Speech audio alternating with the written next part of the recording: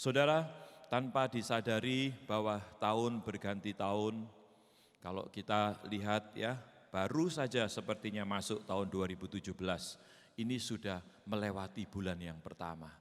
Kita sudah masuk bulan Februari. Tanpa terasa, hari berganti hari, minggu berganti minggu, bulan berganti bulan, dan sekarang tahun berganti tahun terus tanpa terasa.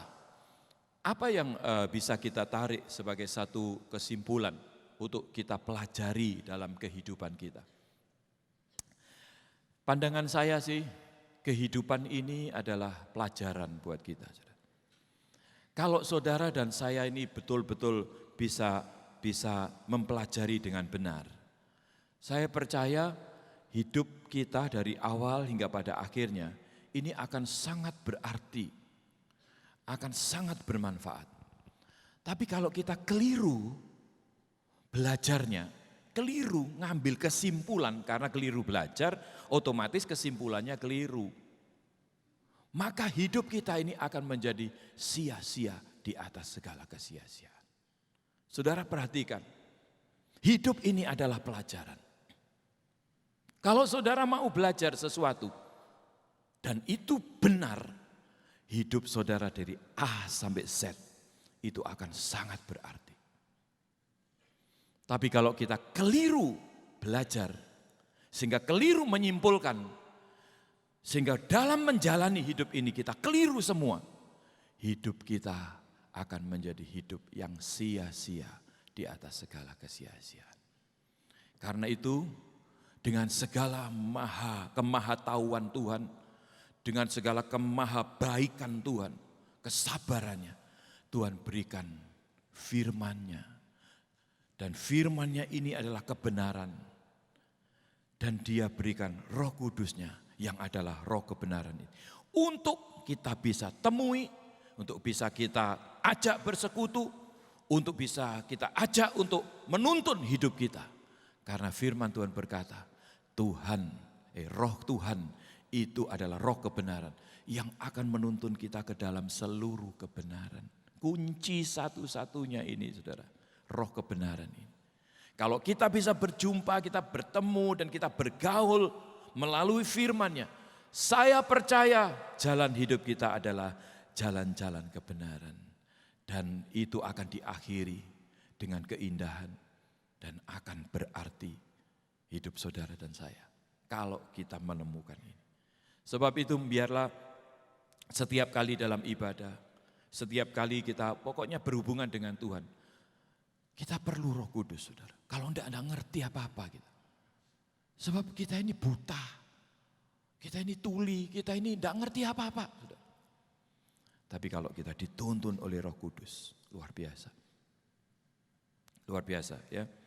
Nah, dengan berjalannya waktu tanpa terasa, berarti saudara, akhir daripada zaman ini akan semakin berdekat kan. Kita jalani tanpa terasa 2016 berlalu, 2017 kita masuki Januari yang lalu, barusan saja Januari, sekarang sudah Februari. Dengan catatan, berarti kalau dengan kita maju terus begini, berarti kita sedang mendekati akhir daripada zaman ini. Saudara, kalau kita menjadi orang yang bijaksana, begitu kita tahu bahwa zaman ini akan segera berakhir, harusnya apa yang kita kerjakan?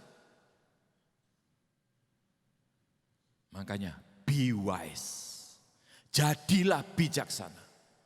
Menjadi orang-orang yang bijaksana, itu akan menerima segalanya. Dan ini yang Tuhan mau untuk saudara dan saya bisa tangkap. Bagaimana sikap kita, bagaimana kita menyikapi nubuatan di akhir zaman ini. Acuh tak acuh, atau tidak terlalu peduli, tidak terlalu pusing, atau kita betul-betul mengikuti apa nasihat firman Tuhan. Nah, yang paling betul adalah mengikuti nasihat firman Tuhan. Amin. Kita lihat ini saudara, menyikapi nubuatan di akhir zaman.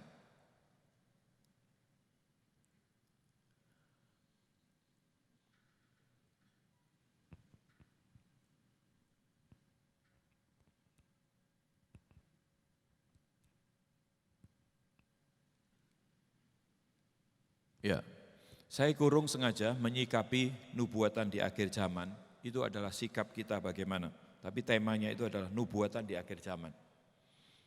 Tapi kita perlu menyikapi bagaimana kita mengetahui. Kita ketahui dulu apa nubuatan di akhir zaman, kemudian kita perlu mengambil satu tindakan, sikap, mengambil sikap.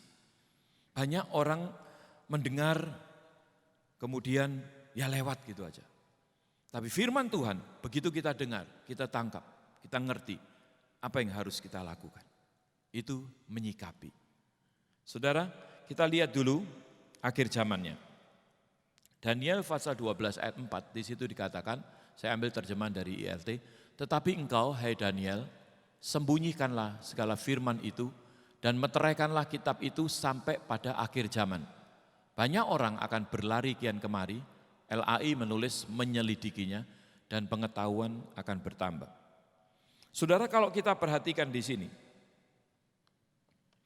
ini sengaja saya kasih warna kuning akhir zaman, berarti yang keadaan di akhir zaman itu yang kuning-kuning ayat ini, saudara. Ya, tetapi engkau hai Daniel, sembunyikanlah segala firman itu dan meteraikanlah kitab itu sampai pada akhir zaman. Sembunyikanlah segala firman, meteraikanlah kitab itu. Ini kebenaran. Kebenaran-kebenaran yang Tuhan suruh meteraikan. Dan dikatakan di sini ada batas waktunya sampai pada akhir zaman. Kalau saudara dan saya hari-hari ini percaya ini adalah akhir daripada akhir zaman, berarti meterai atau firman yang disuruh menyembunyikan itu Tuhan mulai singkapkan. Karena ada batas waktunya sampai akhir zaman. Banyak orang akan berlari kian kemari atau menyelidikinya dan pengetahuan akan bertambah. Ini hari-hari ini yang terjadi. Banyak orang menyelidiki. Tapi setan tahu, saudara. Saya berdoa supaya tidak ada satupun di antara kita yang kena tipunya setan. Apa tipunya setan? Kalau di sini dikatakan banyak orang, ini sudah masuk akhir zaman ya, banyak orang akan berlari kian kemari atau menyelidikinya dan pengetahuan akan bertambah. Tipunya setan apa? Orang dibuat tidak suka belajar firman Tuhan. Kalau seseorang sudah tidak suka belajar firman Tuhan, maka orang itu sudah kena tipunya setan. Camkan baik-baik itu, saudara. Karena apa? Karena kita melihat di sini, waktunya ada batasnya. Sampai akhir zaman, sembunyikan, meteraikan firman itu. Apa yang tertulis dalam kitab yang aku tunjukkan kepadamu, sembunyikan, meteraikan. Nanti pada akhir zaman, banyak orang akan menyelidikinya. Dan pengetahuan akan bertambah. Saudara, pengetahuan yang di sini, ini bukan ilmu pengetahuan yang dengan kemajuan, ya itu salah satunya. Yang penting pengetahuan-pengetahuan di dunia pun harus berjalan selaras, sejajar dengan kebenaran firman Tuhan. Bukan yang melawan firman Tuhan. Kalau kita belajar pengetahuan firman Tuhan, itu akan membawa kita semakin bertumbuh, memberikan hikmat. Hikmat ini yang menjadikan saudara dan saya bijaksana. Dengan semakin kita mengerti kebenaran firman Tuhan, kita semakin menjadi orang bijaksana. Dan hanya orang bijaksana saja yang bisa memahami semua apa yang Tuhan kerjakan. Sehingga derapnya itu bisa nampak. Orang yang dipimpin Roh Kudus, saudara, derap di akhir zaman ini kelihatan, terasa. Oh, sekarang ini zamannya sudah gini. Saya ya, contohnya, kalau saya melihat hari ini nanti siang ada pengantin, minggu depan ada pengantin. Dan ini cuma di sini, bukan cuma di sini, di sana sini ya. Orang kawin mengawinkan di mana-mana. Ya toh? Terus selalu hubungannya kawin ini dengan restoran. Pernikahan itu selalu hubungannya dengan restoran. makan, minum. Lah restoran saingan. Sana sini bangunan muncul restoran. Bangun membangun. Apa Alkitab katakan? Akhir zaman itu nanti tandanya. Ya, orang akan kawin mengawinkan. Makan minum, pesta pora. Dan bangun membangun. Ini salah satu tanda akhir zaman. Saudara tidak bisa menyangkali 20 tahun, 30 tahun yang lalu. Saya masih sekolah waktu misalnya saya masih studi di arsitek, tanah di daerah sini ya, atau katakanlah Kertajaya. Dulu waktu saya awal-awal masih SMA atau itu, tanah di Kertajaya, Jalan Menur itu kampung Mas Jan, saudara. Kampung itu. Daerah Laguna ini tanah 5.000 enggak laku, saudara. 5.000 per meter. Dulu saya ditawari, saya ragu-ragu mau beli. 5.000 bisa beli berapa meter waktu itu, berapa ribu meter bisa. Tapi ragu-ragu, beres enggak ini. Sekarang 15 juta, 20 juta per meter. Kita tidak bisa menyangkali bahwa ini bukan akhir zaman. Karena jelas Alkitab berkata, kawin mengawin, bangun membangun, pesta pora, makan minum, hari-hari ini. Dan ini yang disebut akhir zaman. Berarti kalau kita tahu ini waktunya akhir zaman, firman Tuhan yang tadinya dimeteraikan itu Tuhan akan singkapkan. Kebenaran-kebenaran yang tadi disembunyikan itu Tuhan akan buka.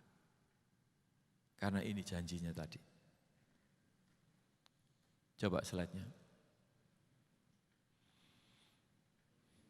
Jadi kita perlu mengerti bahwa ini akhir zaman.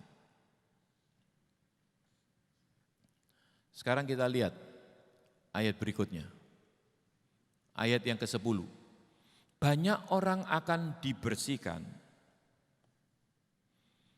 dan disucikan dan dimurnikan. Ini masih akhir zaman, saudara. Kondisinya. Namun orang-orang jahat akan berbuat jahat dan tidak seorang pun dari orang jahat itu akan memahaminya. Saudara perhatikan yang kuning ini. Tetapi orang yang bijaksana akan memahaminya. Seperti tadi ya, kalau yang di sini kuning berarti ini kondisinya di sini. Yang di sininya putih akhir zaman, ini di sini yang putih ini. Tapi saya berikan tekanan. Di akhir zaman itu banyak orang akan dibersihkan, disucikan, dimurnikan. Orang-orang jahat, ini kondisinya akhir zaman, akan berbuat jahat. Dan tidak seorang pun dari orang jahat itu akan memahaminya. Ini kondisinya di akhir zaman. Tapi orang-orang yang mau menyikapi, tetapi orang yang bijaksana akan memahaminya. Bagaimana sikap saudara dan saya setelah mengerti akhir zaman? Bagaimana menyikapinya? Tadi ayat 4, orang yang tidak suka firman Tuhan itu adalah orang yang sudah ditipu oleh setan. Karena enggak mungkin, dia jahat pasti. Dan dikatakan di sini, tidak seorang pun yang jahat itu akan memahaminya. Tapi untuk kita yang suka firman Tuhan, kita akan mengambil sikap. Karena suka firman Tuhan, mendapatkan hikmat yang menjadikan saudara dan saya bijaksana. Orang-orang bijaksana akan memahaminya. Amin.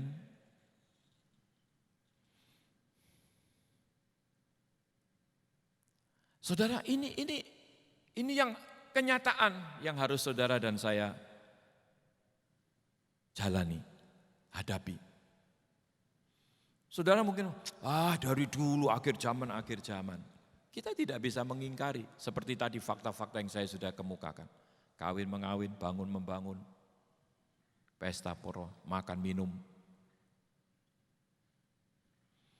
Saudara, beberapa daerah-daerah tertentu isinya itu cuma makan minum. Rumah makan tuh di mana-mana, bayangin. Kok ya ada aja, rame aja.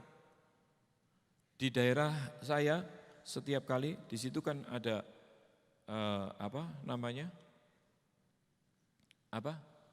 food court, food fest, ya food fest. Saudara percaya atau tidak? Kami tidak setahun sekali loh saudara makan di situ. Ini udah berapa tahun kita nggak makan ya?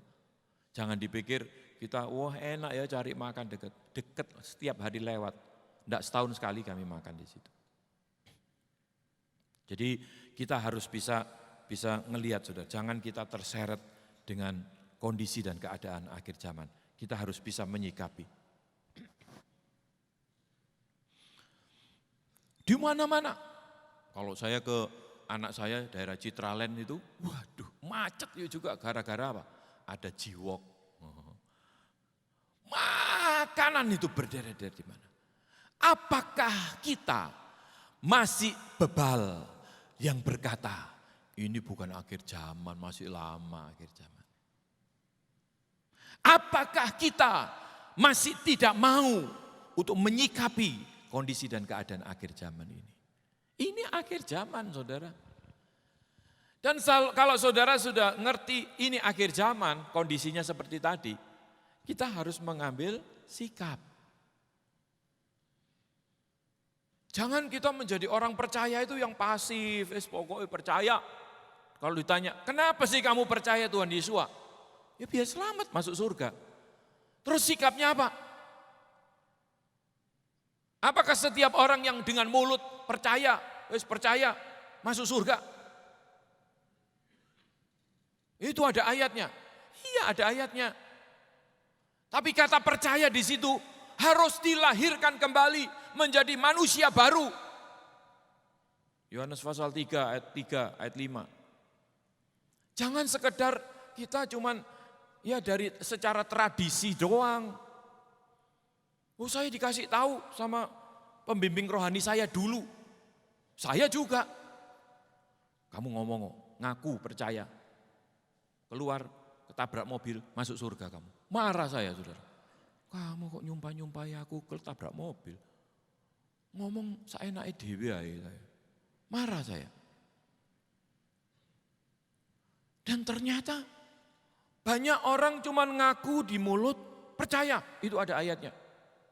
Roma pasal 10 ayat 9 dan 10. Terus enggak ngerti apa maksudnya percaya di situ. Hubungkan dengan Yohanes pasal 3 ayat 3 dan ayat 5. Percaya di situ. Dilahirkan dari air dan roh, dilahirkan kembali. Tanda-tanda orang yang dilahirkan kembali itu harus ada sebagai manusia baru. Ciptaan baru. Enggak asal percaya masuk surga. Tapi harus dilahirkan kembali menjadi ciptaan baru. Barang siapa yang ada di dalam Kristus, ia adalah ciptaan baru. Yang lama sudah berlalu, sesungguhnya yang baru sudah datang. Enggak asal percaya. Jangan percaya omongan-omongan yang dipelintir-pelintir, cuman dienak-enakkan. Percaya saja ngaku dengan mulut, masuk surga. Biar masih ngerampok, biar masih selingkuh, biar masih berzina, biar masih nipu. Masuk surga karena percaya Tuhan Yesus. Itu tipunya setan. Orang yang percaya itu harus dilahirkan kembali. Dilahirkan dari air dan roh. Tanda-tanda lahir kembali harus ada. Kalau dulu suka nipu, sekarang sudah tidak lagi. Dulu suka pornografi, sekarang sudah tidak lagi. Dulu suka berzina, sekarang tidak lagi. Dulu suka dusta, sekarang tidak lagi.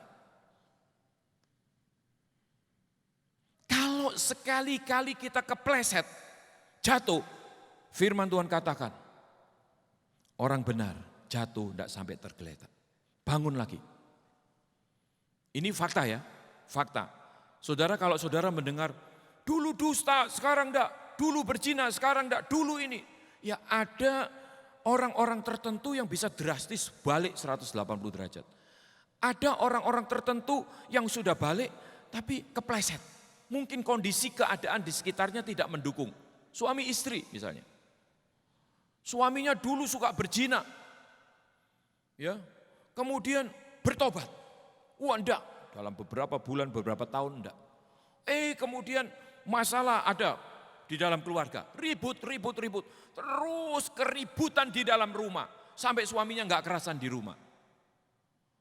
Awal-awal enggak apa-apa, enggak kerasan paling-paling mungkin jalan-jalan, mungkin apa-apa. Lama-lama setan tahu, dibosodori godaan-godaan, jatuh dia dalam dosa. Kondisi dan keadaan juga harus dijaga. Karena kita hidup ini nggak bisa sendirian, saudara. Dukung mendukung. Anak-anak baik-baik, pinter, sekolahnya pinter, semuanya baik-baik, berjalan dengan baik. Rumah tangganya baik-baik, mama papanya harmonis. Kondisi keuangan cukup baik, bisa menyekolahkan dia di sekolah yang baik. Kondisi keadaan berubah. Rumah penuh dengan keributan. Anak-anak mulai tidak kerasan di rumah. Anak-anak gak terbuka lagi sama orang tua. Mulai baca-baca di internet. Mulai kepengaruh. Mulai keadaan-keadaan apa yang masuk di internet itu masuk dalam pikirannya. Dan merubah pikirannya. Akhirnya anak-anak jadi tidak karu-karuan.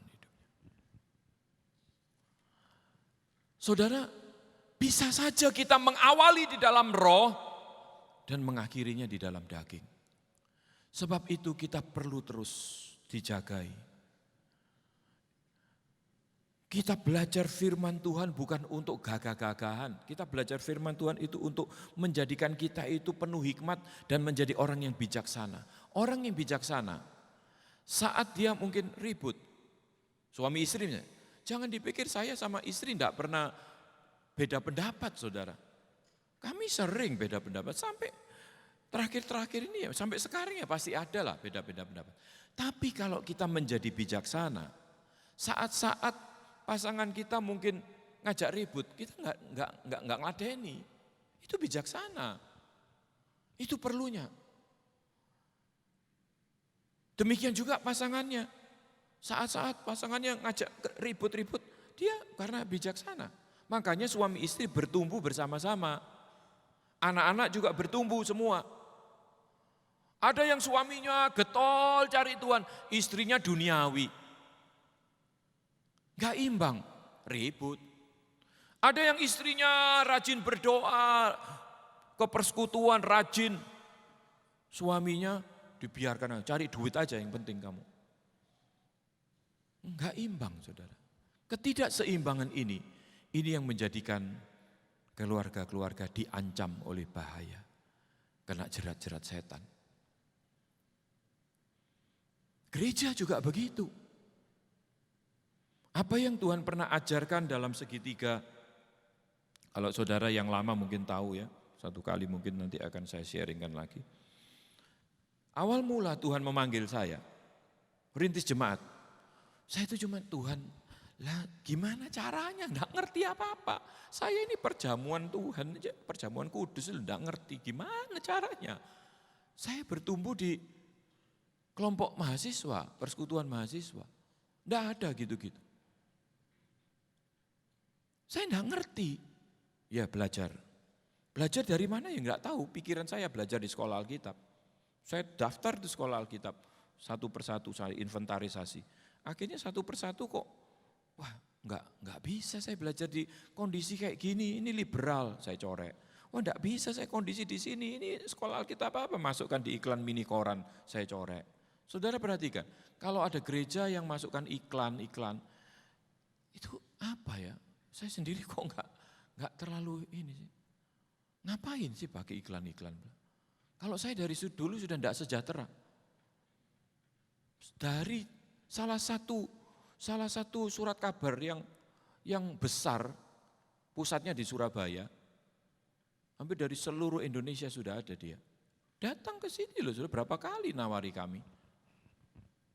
Diiklankan. Saya bilang, belum ya. Enggak sejahtera saya dari dulu. Makanya waktu saya daftar inventaris, ada dalam inventaris saya sekolah Alkitab itu ada sekolah Alkitab yang masukkan sekolah Alkitabnya di iklan mini. Saya corek langsung, saudara. Belajar pikir saya masuk sekolah Alkitab, ternyata lain belajarnya Tuhan. Kemudian ngerti. Awal mula saya enggak ngerti. Nah, Tuhan tunjukkan segitiga. Segitiga itu sama kaki ya, ada alas, ada tinggi, Saudara. Nah, alas sama tinggi ini selalu berhubungan. Tingginya high ini berbicara tentang kualitas. Dasarnya, alasnya itu bicara tentang kuantitas. Dengan menjaga sudut-sudut ini tetap sama. Kalau misalnya kuantitasnya itu bertambah, sudut yang sama ditarik garis, maka kita akan mendapatkan tinggi yang sama. Ya, yang IPA pasti nangkapnya gampang. Yang sosial ya mungkin saudara wis percaya saja lah. Kalau hanya tinggi, ya hanya tinggi kan, terus ditarik dengan sudut yang sama, sudut puncaknya ini, tarik garis. Kan kita mendapatkan alas yang lebar, ya toh? Sudutnya harus tidak boleh distorsi, 3 sudut ini. Terus saya tanya, apa sudut-sudutnya Tuhan? Sudut-sudut itu, waktu awal-awal perintisan, kamu rajin berdoa, bahkan puasa kalau ada menghadapi masalah-masalah. Bahkan ini yang kamu lakukan, ya, mengasihi, bisa memperhatikan, bisa apa-apa. Nah, ini perhatikan terus. Kalau jumlah banyak, kualitas juga harus bertambah. Kalau kualitas bertambah, jumlah juga harus bertambah. Itu kuncinya, Saudara.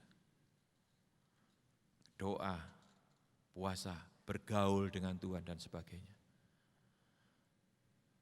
Akhirnya saya bisa nangkep, karena ada beberapa orang yang penting berkata begini, yang penting gereja itu kualitasnya.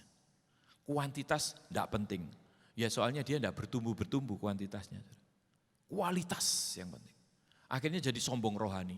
Ya coba, kalau hanya terus tinggi, terus ini alasnya tetap sama nih. Misalnya segini ya, hanya tadinya segini masih lumayan. Hanya tinggi, alasnya tetap sama. Tinggi terus, alasnya tetap sama, tinggi. Akhirnya jadi apa? Menara Babel. Tapi kalau lebar terus, jumlah ayo penting, iklankan, masukkan ini, ayo ditarik dengan cara-cara dunia, undang-undang yang lagi naik daun dinaik itulah kan langsung cuklek saudara. Naik daun, hamba Tuhan, artis, apapun, diundang, lebar, banyak, kuantitas. Tapi kualitasnya enggak naik-naik, terus lebar, ini kualitas enggak naik-naik. Lama-lama tambah melebar, akhirnya datar jadi kayak dunia. Bukan itu yang Tuhan mau. Saudara. Akhirnya dunia masuk, datar. Kualitasnya segini doang, datar. Coba kalau segini terus ditarik garis misalnya dari ujung ke ujung ya. Ujung-ujung ini kira-kira berapa? 8 meter. Terus saya cuma kasih segini, saya tarik garis ke sana sama garis ke sana. Saudara lihat dari jarak sana, kan sepertinya garis lurus begini. Datar seperti dunia. Harus dijaga di situ supaya tidak distorsi. Doa, puasa. Gimana caranya? Saya tidak ngerti loh saudara. Dulu yang berdoa hanya orang-orang tertentu 2-3 orang. Dengan berkembang, ada doa estafet. Fasilitator ada 70 lebih. Tuhan percayai lagi ini bukit doa. Nanti semua saudara harus terlibat dalam doa estafet, doa-doa di bukit doa kalau selesai nanti. Karena kita nggak bisa pungkiri saudara. Sudut-sudut harus tidak boleh distorsi. Supaya Tuhan terus mempercayai kualitas maupun kuantitas. Amin. Ya, ini kondisinya. Sekarang kita lihat lagi. Nah, kalau di ini saudara akan langsung tahu. Wahyu pasal 22 ayat 11. Siapa yang berbuat salah, biarlah dia tetap berbuat salah. Dan siapa yang berbuat najis, biarlah dia tetap berbuat najis. Dan siapa yang adil, biarlah dia tetap berbuat adil. Dan siapa yang kudus, biarlah dia tetap dikuduskan. Saudara, ini nubuatan, makanya ditulis di Wahyu. Ini gandengannya dengan Daniel pasal 12 tadi. Disuruh meteraikan, keluar di Wahyu. Dikatakan di situ, siapa yang berbuat salah, biarlah dia tetap berbuat salah. Dan siapa yang berbuat najis, biarlah dia tetap berbuat najis. Dan siapa yang adil, biarlah dia tetap berbuat adil. Dan siapa yang kudus, biarlah dia tetap dikuduskan. Dua kubu. Yang mau suci akan semakin suci. Yang jahat semakin jahat. Ini kondisi akhir zaman yang dinubuatkan di dalam kitab Wahyu. Yang mau kudus, yang mau adil, semakin kudus, naik terus. Yang jahat, yang salah terus. Karena dia mengeraskan hati. Tambah turun, saudara. Tidak ada berhenti. Berhenti itu istilah secara rohani, ya itu turun. Sebab ini standarnya akan naik terus. Kedatangan Tuhan, dengan menjelangnya kedatangan Tuhan, meterai dibukakan, firman disingkapkan, itu kondisinya naik terus. Sebagai orang percaya kita harus naik terus dari kemuliaan kepada kemuliaan. Dibawa terbang tinggi, bagaikan Raja Wali. Menjadi sama dan serupa seperti Tuhan Yesua. Harusnya kan naik. Wong rencana Bapak sempurna. Sempurnanya di sono. Lah kita harus terus naik kan? Kalau kita tambah menjauh, bisa sempurna enggak? Enggak bisa. Kalau kita yang salah semakin salah, yang najis semakin najis terus, gapnya akan semakin jauh. Ini kondisi akhir zaman.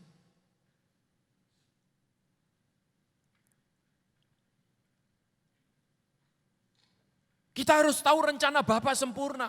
Sempurna itu tinggi, saudara. Untuk menjadi sempurna harus ada progres setiap hari, setiap saat. Diubah menjadi manusia baru. Ya, yang jahat tambah jahat. Saudara, saya percaya kejahatan ini akan semakin meningkat. Dosa-dosa akan semakin bertambah. Kalau saudara lihat di sini, ya, kapan dosa-dosa ini terjadinya? Teroris. Hari-hari ini. Di mana-mana. Amerika dengan presiden yang baru memberikan undang-undang, aturan-aturan untuk menghindari teroris. Negara-negara tertentu yang di blacklist tidak boleh masuk. Yang menurut mereka sarangnya teroris. Tapi Indonesia boleh, ya, lucu ya. Karena Indonesia ini beragam banget, saudara. Yang buah ada di Indonesia, yang jahat ada di Indonesia. Bingung orang. Ini kalau ditutup, rugi dia. Kan mau nggak mau kepentingan juga sama Indonesia, Amerika. Indonesia negara luar biasa loh, saudara. Kalau saya melihat tingkat kerohanian, Indonesia sekarang ini yang banyak didoakan oleh orang-orang pendoa di seluruh dunia. Karena Indonesia itu ada tercatat di dalam kitab suci. Dari pulau-pulau, waduh, desa-desanya yang dihuni oleh kaum Kedar dan Nebayot. Mana? Di Indonesia ini pulau-pulaunya ada 17.000 lebih. Desa-desanya Kedar dan Nebayot itu kan gambaran dari seberang. Indonesia ada di kitab suci. Makanya hidup di Indonesia itu luar biasa. Terus kejahatan seperti ini, orang bobol bank, bobol ini sudah nggak usah datang ke banknya, ke lokasi, nggak perlu. Saudara. Pakai IT, dibobol banknya. Saudara. Pakai komputer, kejahatan sudah pakai komputer semua. Pembicaraan bisa direkam, WA bisa direkam. Saudara jangan heran, tahu-tahu gambar-gambar yang pernah saudara upload, download, tahu-tahu keluar di akun pribadi saudara. Wow. Itu kejahatan. Kapan terjadinya kejahatan-kejahatan seperti ini? Ya sekarang ini. Yang jahat akan semakin jahat. Tuh, sudah digenapi. Misalnya kejahatan seperti ini. Nah, pornografi, diam-diam cuma dikira kita punya anak alim, tidak suka keluar rumah, di kamar terus, enggak taunya pergaulannya di kamar, serem-serem. Pornografi sudah ada di mana-mana. Saya temui saudara setiap kali saya masuk daerah perumahan atau perusahaan atau apa, kan ada satpam yang jaga kan, ya. Sekarang satpam pegangannya Android, jaganya kalau jaga malam malah seneng.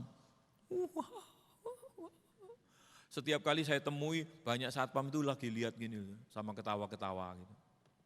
Termasuk satpam kita. Ada saya tegur, lihat apa itu? Lucu Pak ini Pak, tapi jangan lupa loh ya tugasnya. Semua sudah gini saudara. Ya, hati-hati loh. Di mana-mana. Saya mau masuk di daerah kami kan one gate. Masuk gitu. Setiap kali satpam jaga ini sama gini. Kadang-kadang saya sudah di depan mata dia masih gini aja. Saya diamkan aja, sengaja saya diamkan. Tahu-tahu, selamat pagi Pak, siap. Apa yang siap? Dari tadi sudah saya perhatikan gini terus sama ketawa-ketawa. Itu kejahatan. Saya ngomong sama istri saya, coba lihat mereka itu, lihat film semua itu.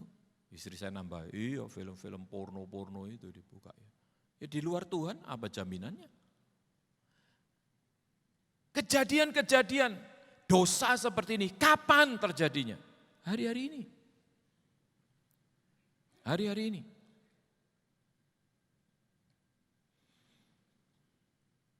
Makanya lagu yang saya dulu sekolah minggu.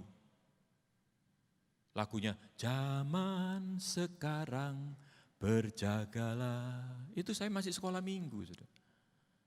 Lihat dunia bergelora, kedengaran sini sana, banyak kabar menakutkan. Ya. Menggemparkan, wah, yang jadul-jadul pasti tahu. Berlindunglah dalam sabda Tuhan. Itu saya masih sekolah minggu. Masih belum terjadi. Sebentar kita coba. Apa yang terjadi? Bisa ditayangkan. Salah satu klip contoh ini. Saudara. Apa yang bisa kita kerjakan? Kalau misalnya satu saat, ini sudah terjadi nih.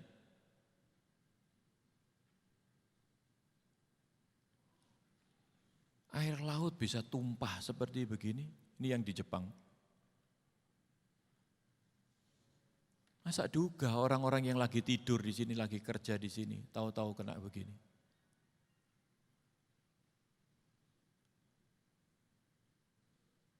Masa duga saudara?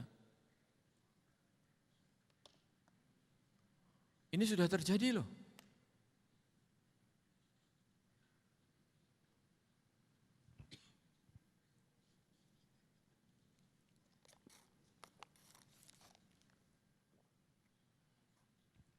Ya, terima kasih.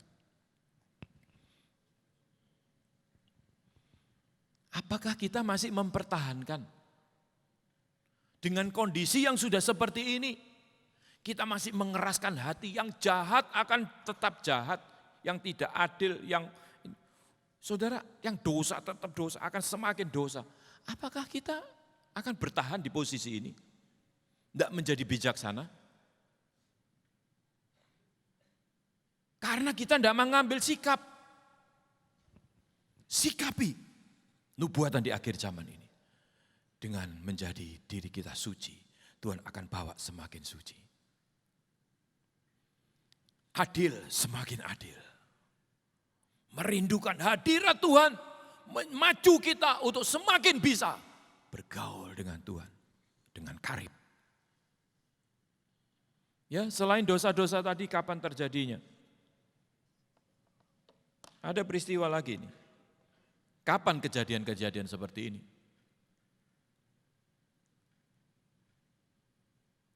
Orang datang menyembah Tuhan. Kapan kejadian-kejadian seperti ini? Ini di kota besar, bahkan di desa pedalaman, ini di Kalimantan Barat ini. Di pedalaman. Kapan kejadian-kejadian ini? Ya sekarang.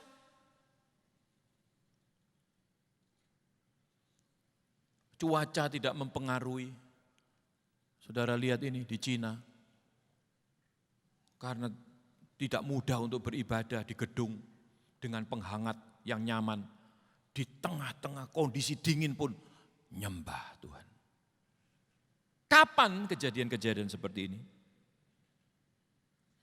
Ya sekarang. Secara khusus kejadian seperti ini. Ini ada Rabi Yitzhak Kaduri yang sudah meninggal tahun 2006, menubuatkan waktu dia tulis wasiat. Wasiat ini jangan dibuka 1 tahun setelah saya meninggal baru boleh dibuka. 2007 dibuka. Tulisannya ini bahasa Ibrani. Artinya nama Mesias itu adalah Yehosua. Yesua.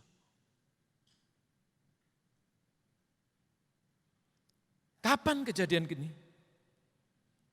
Banyak orang-orang bangsa pilihan, rabi-rabi, percaya Tuhan Yesus sebagai Mesias.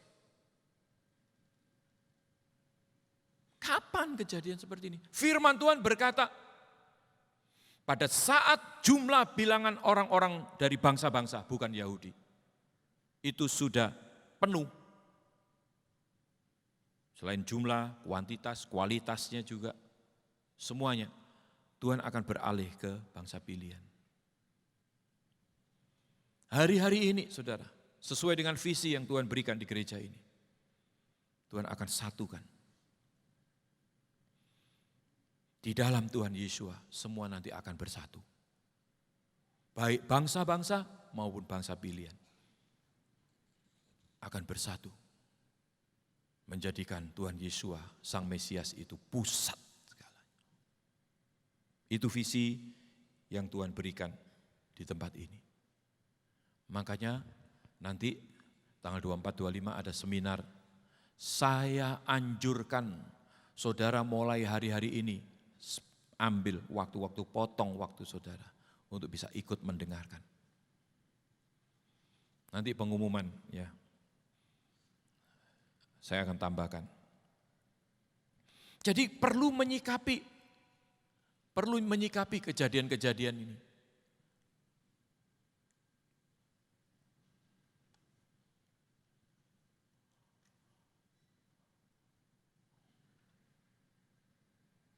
Menyucikan diri. Diperkecil itu N-nya sampai jatuh ke bawah. Marilah kita menyucikan diri. Marilah kita menyucikan diri. Nah, itu tadi diedit itu paling, saya enggak kok. Saudara kalau, Pak Loki ngantuk ngetiknya, enggak saudara nih. Menyucikan diri, yang ngantuk di atas itu. Diedit itu paling. Ya, menyucikan diri dari 2 Korintus pasal 7, ini sikap kita ya, sikap kita. Saudara kalau kita sudah tahu kondisi-kondisi akhir zaman itu kayak gitu, kita harus mengambil sikap. Menyikapinya gimana? 2 Korintus 7 ayat 1 di situ ditulis, saudara-saudaraku yang kekasih, karena kita sekarang memiliki janji-janji itu, marilah kita menyucikan diri kita dari semua pencemaran jasmani dan rohani. Dan dengan demikian menyempurnakan kekudusan kita dalam takut akan Elohim. Jelas toh ya, praktis banget ini ayat. Dikatakan, saudara-saudaraku yang kekasih, karena kita sekarang memiliki janji-janji itu. Perjanjian lama, perjanjian baru itu kita miliki, saudara. Janji-janji kepada Bapak Abraham itu saudara dan saya miliki di dalam Tuhan Yesus. Kita sekarang memiliki janji-janji itu. Marilah kita, itu dari kita loh, harus aktif loh. Marilah kita menyucikan diri kita dari semua. Kadang-kadang orang itu cuma boleh loh ini enggak boleh, ini boleh, ini semua terus gitu semua. Biar mancep gitu, semua saudara. Pencemaran jasmani dan rohani. Ini firman Tuhan loh ya, ngomong ya. Dan dengan demikian menyempurnakan kekudusan kita dalam takut akan Elohim. Tadi saya sudah katakan, targetnya Bapak di surga itu sempurna. Untuk saudara dan saya bisa sempurna, saudara harus menyikapi tadi kondisi dan keadaan di akhir zaman yang sudah dinubuatkan. Nubuatan itu kayak ramalan, tapi ini dari Tuhan pasti terjadi. Kalau saudara tidak ngambil sikap, saudara akan kebawa arus dunia. Sikapi. Tuhan akan menyempurnakan kekudusan kita, membawa kita naik terbang tinggi dari kemuliaan kepada kemuliaan. Caranya gimana? Menyucikan diri dari semua pencemaran jasmani dan rohani. Pencemaran jasmani dan rohani. Kok ada pencemaran jasmani? Ada. Makanan jasmani itu termasuk pencemaran jasmani. Rohani itu termasuk pikiran-pikiran di jiwa kita. Pornografi yang kita simpan di sini. Itu mencemari rohani kita, saudara. Iri hati, yang enggak nampak-nampak itu loh. Iri hati, dengki, benci. Itu mencemari rohani kita. Enggak suka berdoa, malas baca firman Tuhan. Itu pencemaran rohani. Roh kita dicemari. Tapi ada pencemaran jasmani loh. Berikutnya, 1 Petrus 1 ayat 17, maksud semuanya itu ialah untuk membuktikan kemurnian imanmu yang jauh lebih tinggi nilainya daripada emas yang fana yang diuji kemurniannya dengan api. Sehingga kamu memperoleh puji-pujian dan kemuliaan dan kehormatan pada hari Tuhan Yeshua HaMasyiah menyatakan diri kelak. Iman saudara dan saya itu dimurnikan seperti diri dalam api. Nah, ini kalau buat emas, bayangin saudara, emas itu sampai kayak cair gitu, mau dibentuk di sini, dipanasi. Ya Pak Ahong ya, dipanasi gitu ya Pak Ahong ya, yang bergerak di bidang emas. Panasnya itu sampai ada panas-panas tertentu saudara. Iman saudara dan saya itu seperti ini. Maksud semuanya itu untuk membuktikan kemurnian imanmu. Supaya iman kita semakin murni. Kalau ada masalah, ya, ada persoalan, gumuli di dalam doa. Larinya itu lari sama Tuhan. Justru saudara akan mendapatkan kemurnian dalam iman saudara. Jangan lari pada dunia, jangan lari pada hal-hal yang dari dunia ini. Larinya sama Tuhan.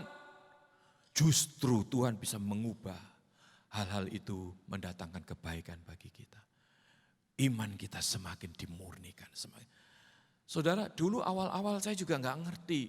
Loh Tuhan, kami ini mau sungguh-sungguh mau ninggalkan semua hal yang berhubungan dengan dunia. Kok malah diproses kayak gini? Duit sampai enggak punya, bayangin saudara.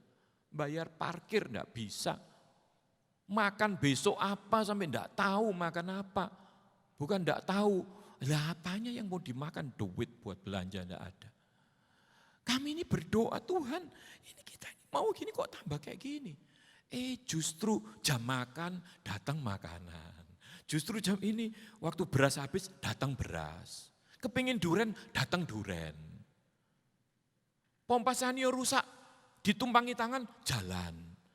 Loh apakah itu enggak membawa iman kita semakin murni? Tambah murni. Makanya hari-hari ini saya enggak takut ancaman-ancaman apapun.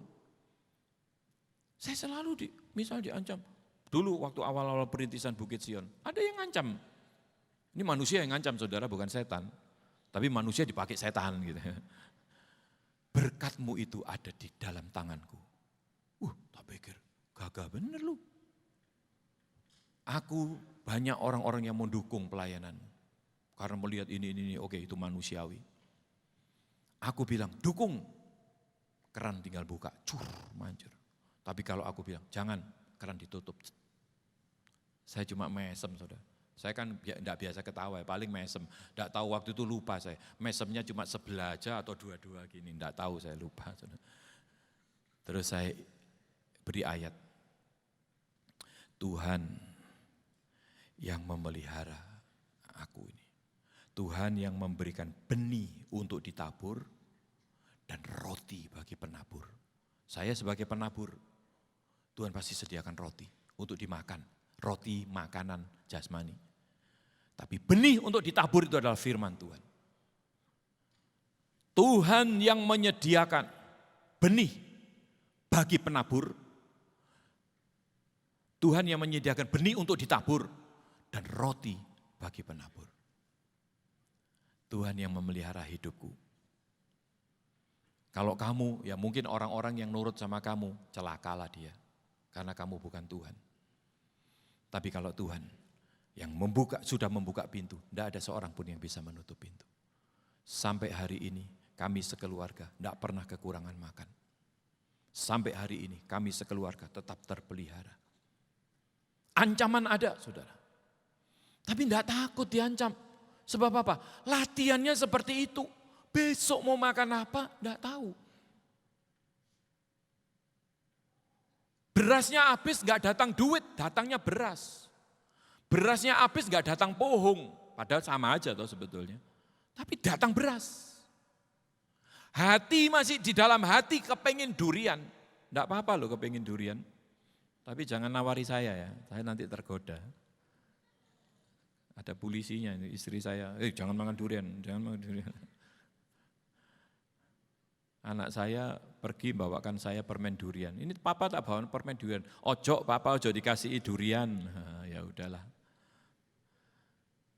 Enggak apa-apa, saudara, kepingin durian masih dalam hati lo itu belum terungkap lo. Jam 12 siang aja, pokok siang-siang ada tek-tek di pagar ada siapa itu? Oh si A, bawa durian 2. Loh siapa yang beritahu? Dalam hati saya ya. Malaikat pasti kan. Dia ngomong apa? Ini loh tadi ada durian enak, kok eling kamu? Wah iya Tuhan betul, kamu dipakai Tuhan, kamu dieling no aku. Terima kasih ya, dia pulang makan durian. Saudara, latihan iman itu untuk menguji, memurnikan iman kita. Kenapa sampai hari ini kondisi keuangan di Bukit Sion tetap ada laporannya itu sampai hari ini. Saudara bisa lihat di mading itu sebelah kanan. Kenapa saya tidak campur aduk antara uang gereja, uang pembangunan, uang TPTSI, uang untuk rumah Gadara, uang untuk pelayanan kasih, uang untuk ini. Bisa semua masing-masing. Termasuk uang pribadi. Karena iman kami sudah dilatih kayak gitu saudara. Saya tidak mau jatuh. Saya tidak mau kejegal, kejerat setan. Karena setan seringkali pakai juga uang untuk menjerat seorang hamba Tuhan.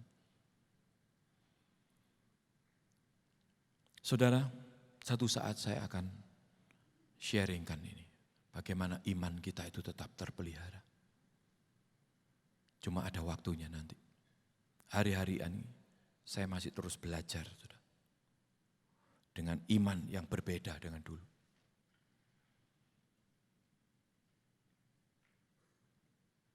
Satu saat, saya semakin yakin Tuhan kita hidup.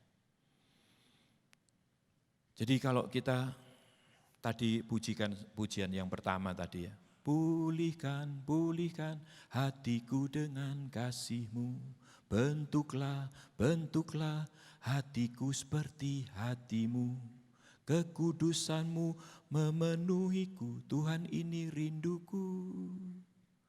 Ubah hatiku seperti hati-Mu, kudus berkenan bagi-Mu, bagaikan emas yang murni, bentuk hatiku selalu, biar ku menjadi ciptaan baru, bebas dari semua yang jahat, serupa dengan gambar-Mu, sucikanku, kuduskan hatiku, Tuhan.